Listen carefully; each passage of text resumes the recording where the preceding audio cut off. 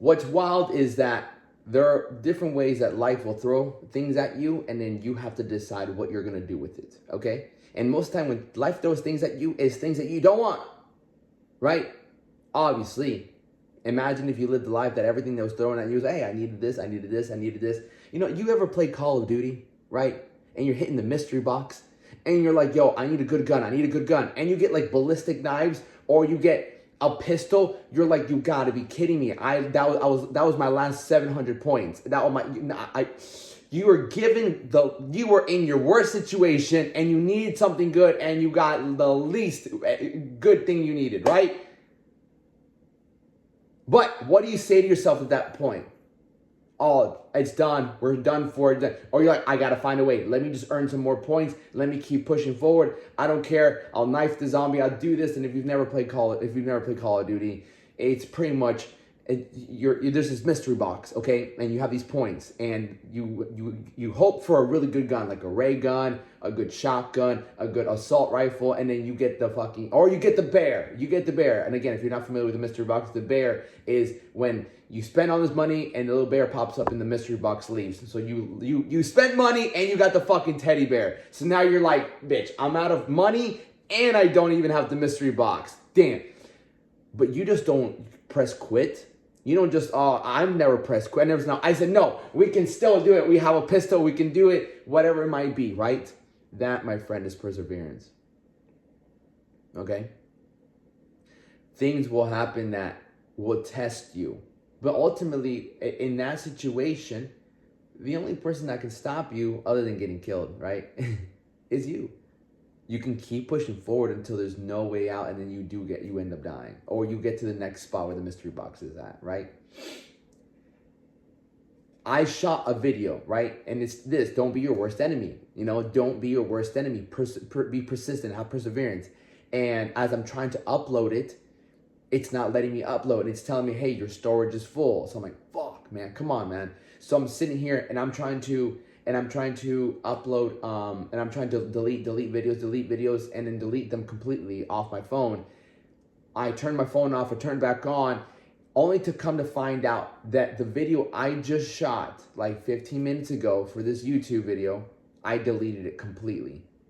And I sat here and I'm pissed. I'm like, you gotta be fucking kidding me. I just shot this video and what the fuck? And I tell myself, wow, what a great way to fucking start this topic, because I just shot a video talking about don't be your worst enemy. You're going to be hit with obstacles. Things are not going to go your way, right? What are you going to do? Are you going to have perseverance, or are you just going to quit?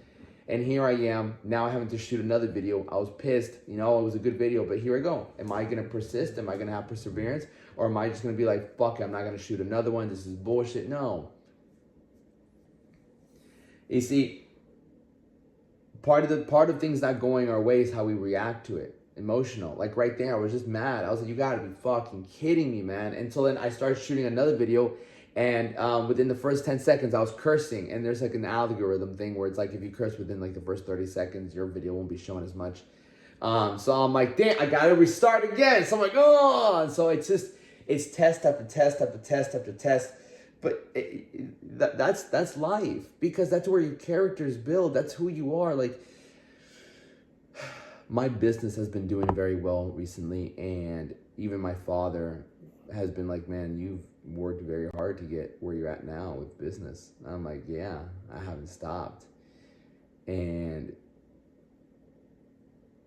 there's so many times in my life. I became a personal trainer when I was 19. I worked in restaurants. I went full-time trainer when I was about 21,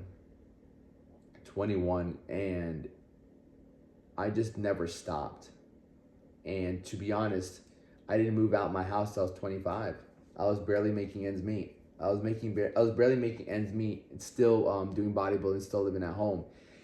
And until I moved out here to Gainesville 4 years ago, almost technically 5, in 2019, November 2019, I moved out here, and I was, the job that I got when I got here was a valet. I became a valet when I get out here, and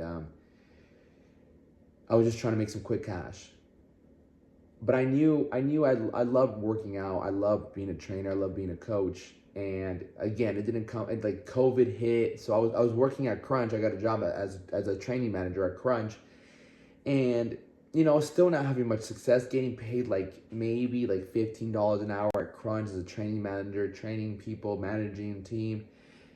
You know, and there was times when COVID hit, I was thinking to myself, man, dude, should I just go into the Marines, bro? Like, I'm not seeing any success with this, man. I don't know what to do. COVID hit. I got no money coming in.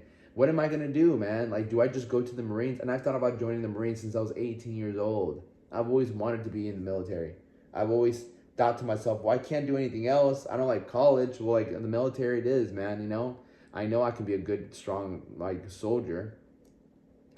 And, it wasn't until I found myself really, like, I had two options. I was either going to be a bar back at a restaurant, at a bar, was to be a bar back, or I was going to really make personal training work. I was 25 years old. Okay? 19, 20, 21, 22, 23, 24, 25, 6 years after being a personal trainer. And like, all right, what am I going to do? Am I going to make this work, or am I going to just do a bar back job at a restaurant as a 25-year-old? Like, bro, you're so smart and you're here going to work at a bar back job, you fucking stupid. And then I just put my big boy pants on, and I started messaging people. I started getting people to work out. Hey, do you want to train? You want to train? You want to train? You want to train? Want to do boxing? Do you want to learn boxing? Do you want to learn boxing? Do you want to try boxing? And I started just talking to people, and I built it up. And like, I finally saw some success. And since then, like, I've been able to grow my business. And it hasn't always been great because of my distractions. I got in my own way. I became my own worst enemy. My business would do good, and then I go spend the money. My business would do good, then I go spend the money. I was like, oh, perfect. This is awesome. Money, go have fun. Money, it's not like that though, It's like going to the gym for like 3 weeks straight, a month straight. You start seeing a little bit of a 4-pack. You go get yourself a cheat meal. You're like, oh yeah, I deserve this. And then it becomes like a binge eating. You're like, oh, fuck. So you end up becoming your own worst enemy. You end up becoming the person that stops yourself from doing from getting closer to where you want to be. You're always going to be faced with an obstacle. You're always going to have inconveniences. You're always going to have somebody trying to stop you. That's life. Like, that's always been life. And so the only person that can really, really stop you from ever achieving anything is yourself. Most people have failed more in life from quitting than because they didn't keep going. Than because an obstacle stopped them. No. If you have the determination, if you have the will, and you have the perseverance to keep going, waking up every day and hammering it, you will find success.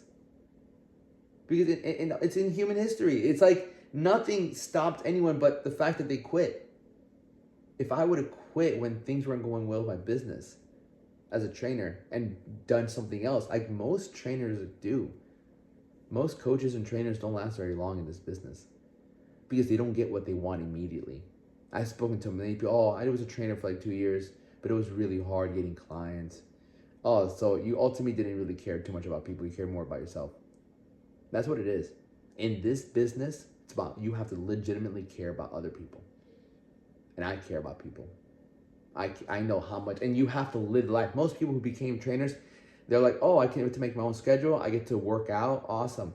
But most people don't live the life that I live. They don't sacrifice enough. They're not disciplined enough. They don't understand how great this life is. I'm telling you, man, don't be in your own way. Don't get in your way. Get the fuck out of your own way. Don't ever pull that e-brake. Don't ever turn around. No matter how big the obstacle is, no matter who tries to stop you, they can't completely stop you. Only you can really stop yourself. So don't be your worst fucking enemy. Keep fucking pushing forward no matter what. Let's go.